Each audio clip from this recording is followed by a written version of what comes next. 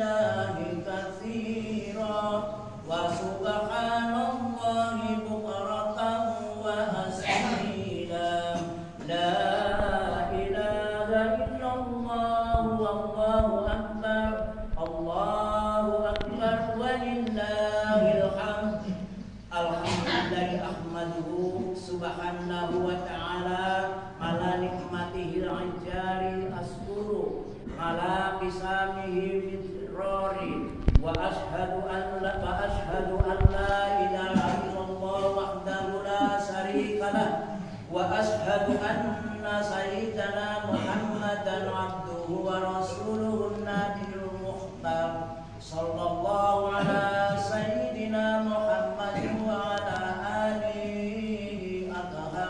washabihil akhyar wasalam tasliman katsira ayyuhan nas ittaqullaha rabbal alamin wa qafat taqwa wasiyatullahi li awwalina wal akhirina wa syi'arul mu'minina wa disharul muttaqin.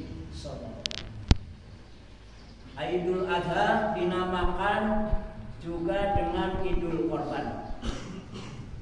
Hadirin rahimakumullah. Alhamdulillah, puji dan syukur terlebih dahulu kita panjatkan kehadiran Allah Subhanahu wa ta'ala yang dengan inahnya pada kita diterima Allah Subhanahu wa ta'ala. Idul Adha dinamakan juga Idul Kurban karena sejak fajar menyingsing di pagi hari ini sampai terbenam matahari pada tanggal 13 Dzulhijjah nanti atau yang disebut hari Tasyrik. Selama 4 hari berturut-turut kita telah berada dalam suasana Idul Adha, hari raya terbesar dalam Islam. Hari raya yang membayangkan betapa besar dan agungnya jiwa umat Islam yang telah bertakwa kepada Allah Subhanahu wa Ta'ala. Dari sejarah kita temui peristiwa yang penting yang berkenaan dengan Idul Adha, yaitu Nabi Ibrahim alaihissalam yang telah memberikan pengorbanan yang besar dan mengagungkan dengan menyembelih putranya Nabi Ismail. Demi pengabdian yang besar kepada Allah Subhanahu wa Ta'ala, Allah membalas pengorbanan itu dengan menukar Ismail dengan seekor kambing. Di dalam hal ini Allah Subhanahu wa Ta'ala berfirman, wa fadainahu bidzibhin adzim, dan kami tebus anak itu dengan seekor sembelihan yang besar. Surat Al-Qasas ayat 7. Pengorbanan yang besar yang diberikan oleh Nabi Ibrahim alaihissalam itu telah dianjurkan untuk dilaksanakan oleh kaum muslimin sebagai tanda dari keikhlasan dan kesediaannya untuk memberikan pengorbanan dan pengabdiannya kepada Allah Subhanahu wa Ta'ala dengan menyembelih hewan seperti kambing atau sapi yang dagingnya dibagi-bagikan kepada fakir miskin yang berada di sekitar kita. Dalam Al-Quran Allah Subhanahu wa Ta'ala telah berfirman, وَقُلُوا مِنْهَا وَأَطْعِمُوا الْبَأْسَاءِ وَالْفَقِيرِ. Maka makanlah sebagian dari dagingnya itu, berikanlah untuk dimakan orang-orang yang sengsara dan fakir. Ukuran bagi setiap muslim sampai berapa besar kesediaannya untuk berkorban demi pengabdiannya kepada Allah Subhanahu wa Ta'ala. Besar sekali pahalanya ibadah korban. Apabila kita perhatikan berkorban dari segi keridhaan Allah Subhanahu wa Ta'ala, maka sungguh berkorban ini sangat besar pahalanya, sebagaimana yang dinyatakan oleh Rasulullah SAW ketika ditanya oleh para sahabatnya, ya Rasulullah, ma hadhil ad-dahi? Qala sunnatu abikum Ibrahim. Qalu ma lana minha? Qala bi kulli syahratin hasanah.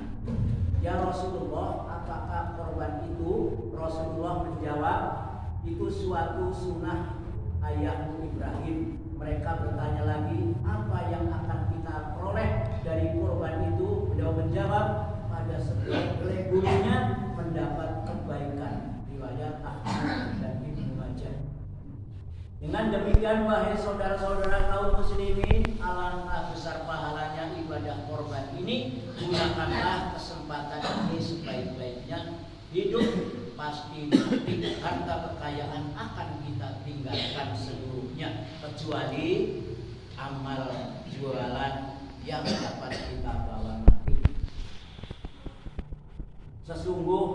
Sungguh berkorban itu berarti meningkatkan keberatan pelaksanaan ibadah demi kepentingan umum, dan kita sebagai kaum muslimin dituntut oleh Allah Subhanahu wa Ta'ala untuk memberikan pengabdian kita banyak mungkin agar kita memperoleh kebahagiaan dunia dan akhirat, agar pada tahun-tahun yang akan datang kita memperoleh kesejahteraan yang lebih baik dalam kehidupan kita sehari-hari, baik berupa moral maupun material.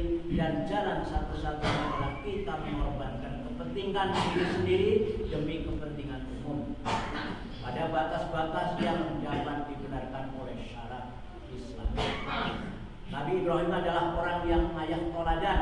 Hadirin rahimahullah, sungguh banyak sekali hikmah dan nilai rohani yang kita dapat, kita petik dari ajaran dan pelaksanaan korban ini. Karena itu adalah tugas kita untuk mencontoh dan mengambil teladan dari gerak dan langkah serta sikap Nabi Ibrahim dan mewujudkan dan mempertahankan keyakinan kepada Allah Subhanahu wa Ta'ala.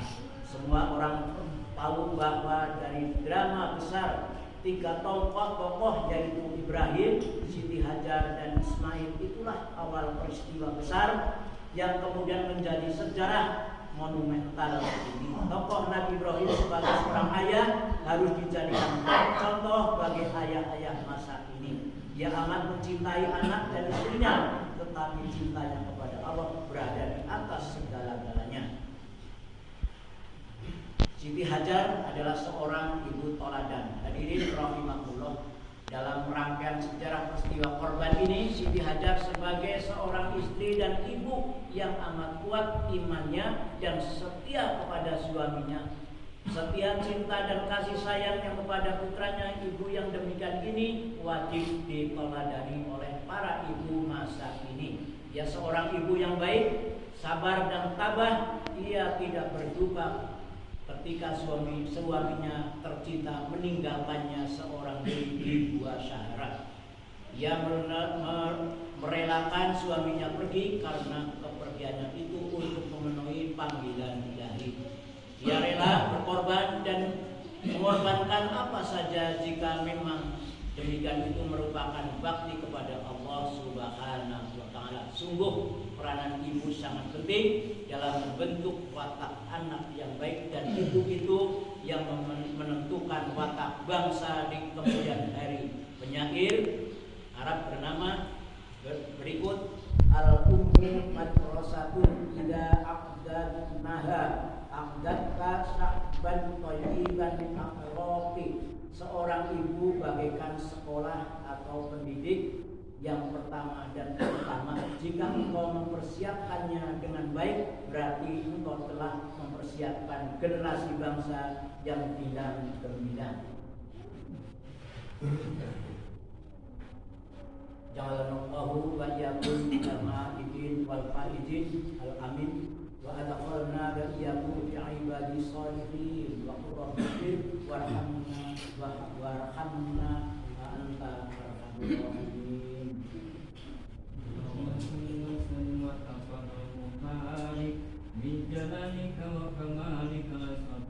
Allahu akbar, Allahu akbar, Allahu akbar, Allahu akbar, Allahu akbar, Allahu akbar kabira walhamdulillahi katsira wa subhanallahi bukratan wa asila.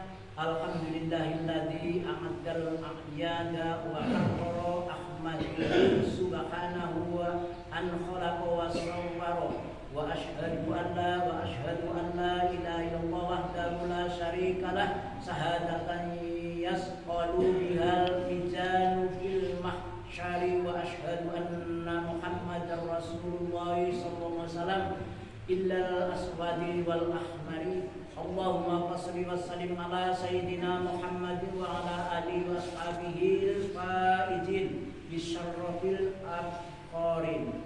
Amma ba'du, fa ya ibadallah ittaqullaha fima amar wamtahu amma nahahu Allahu anhu wa qadar.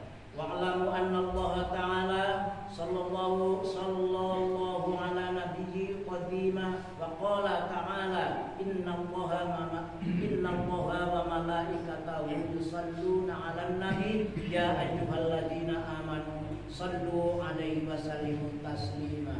Allahumma salli wa sallim ala sayyidina Muhammadin khairil khalqi shahibil wajhil awwar waradallahu ma'an kulli sahabati ajma'in wa adil tabi'in wa tabi'ihum bi ihsan ila yaumil. Allahumma ajilnal islam wal muslimin wa aslih jami'a wulatil muslimin wahdikil karamati wal mubtadin anhu wal musrikin wa dammiru a'daddin wa a'dalil kalimataka ila yaumil. Allahumma ighfir lil muslimina wal muslimat wal mu'minina wal mu'minat al ahya'i minhum wal amwat innaka sami'un qaribun mujibud da'wat wa ya qadiyal hajat. Rabbana atina fid dunya hasanah wa fil akhirati hasanah wa qina adzabannar.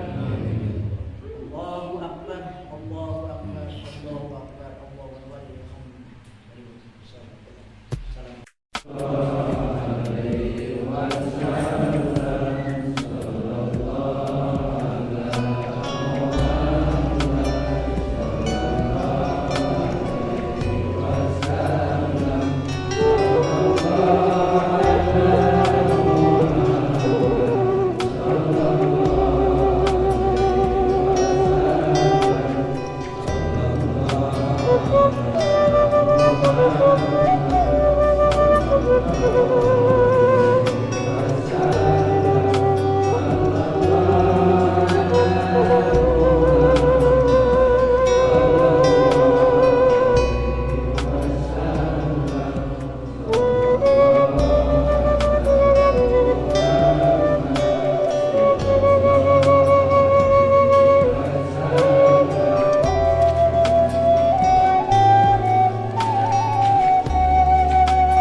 Nah sahabat, usai sudah acara sholat Idul Adha yang dilaksanakan di Masjid Jami Pulau Dahu, yaitu Baitur Rohim, Dusun Sukaharja, Desa Sukamulya, Kecamatan Purwadadi, Kabupaten Ciamis, Jawa Barat, Indonesia.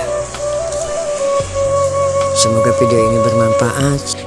Sahabat, jangan lupa like, share, and subscribe, dan tinggalkan kritik dan sarannya untuk membangun channel ini lebih berkembang dan tetap berkarya.